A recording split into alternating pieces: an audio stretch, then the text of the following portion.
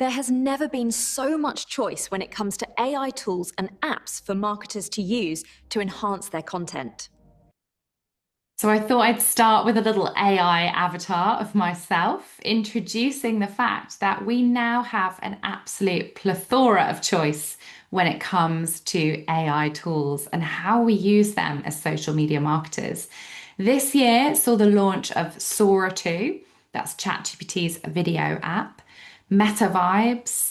We saw enhancements on existing tools like ChatGPT, Claude, Gemini, DeepSeek. Tools like Perplexity and Veed have grown in terms of their user bases. So us as marketers have never been given so much choice in the world of AI content creation tools. And I think as marketers as well, it has become much more part of our daily processes. And sometimes you don't even notice if you're using AI if it has been properly integrated into the back end of a tool or maybe a social media platform. But what this means is 2 years after the launch of ChatGPT, some of us are beginning to rely on AI in a rather worrying way.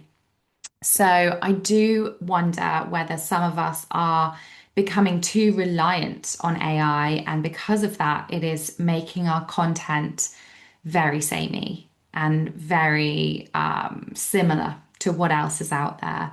And we know that if you're going to succeed as a social media marketer, your content has to stand out. Your content has to be different to what everyone else is producing.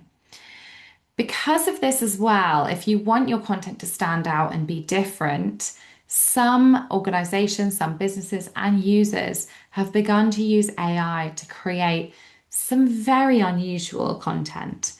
And this kind of content, as you can see here, often appears as quite low quality video-led or perhaps meme-led content. And it has been labeled, you may have heard of this term before, as AI slop.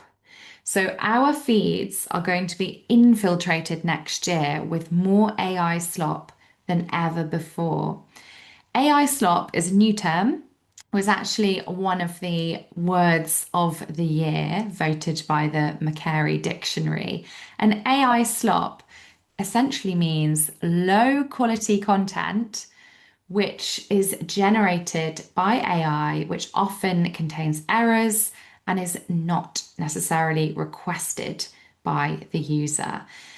So AI slop is a little bit of a worrying trend because this kind of content often does perform quite well in the algorithms. It's very eye-catching, it's very easily shared. It often gets replayed a lot as well, which are all signals for content to perform well in algorithms. So what does this mean then? Well, I think one thing that we do need to be aware of is, are consumers going to accept this kind of content or are they going to reject it? And in 2025, only 26% of UK and US consumers said that they preferred AI generated content to non-AI generated content. So it is believed that AI is sort of, seeing a little bit of a backlash amongst social media audiences. Now, one of the things that happened in the last few months was the launch of Sora 2. That's ChatGPT's video creation tool, which is using AI to create synthetic content. And these sorts of videos, which I'm about to play to you, started to appear much more commonly on platforms like TikTok and Instagram. Your chicken's looking nice, pal. Hey, woo! Yo, he stole my chicken! Got a crispy treasure, can't slow me down. Hot and golden, I'm out of this town. Move, move, Friday victory. Well, get back here. Run, spin, slide, I'm gliding out the door. Fried love in my arms, can't give it up no more. Hey. You right now, it's not! I'm not crazy! That person is not real! So that's just an example of some of the AI videos that have begun to kind of appear in feeds. Let's have a look at what this news report tells us about the launch of Sora 2.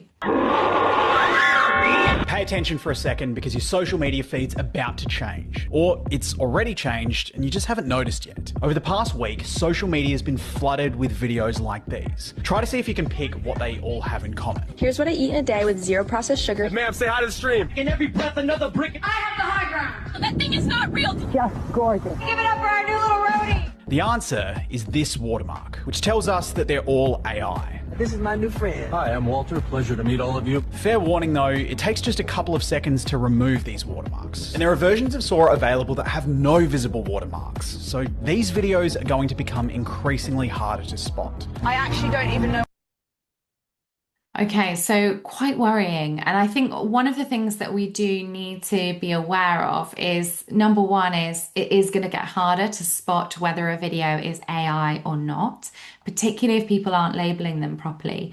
And so I do think that us as marketers have a responsibility to correctly label anything that we are using AI for. And I also think that we need to be smart about asking ourselves whether a piece of content we see online is real or not. AI is certainly an amazing tool, but it is a tool and shouldn't be a replacement for creative thinking. I think as organizations and businesses, we are going to need to invest more in human oversight. We can't trust AI to create everything.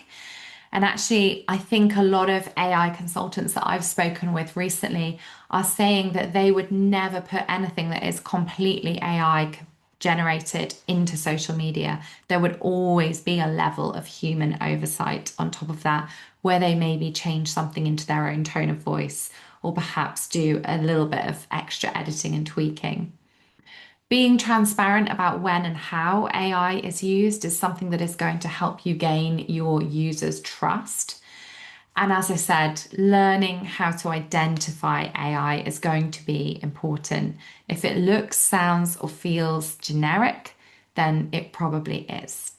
So let's all be aware next year as we're going into 2026 of what is real and what is not.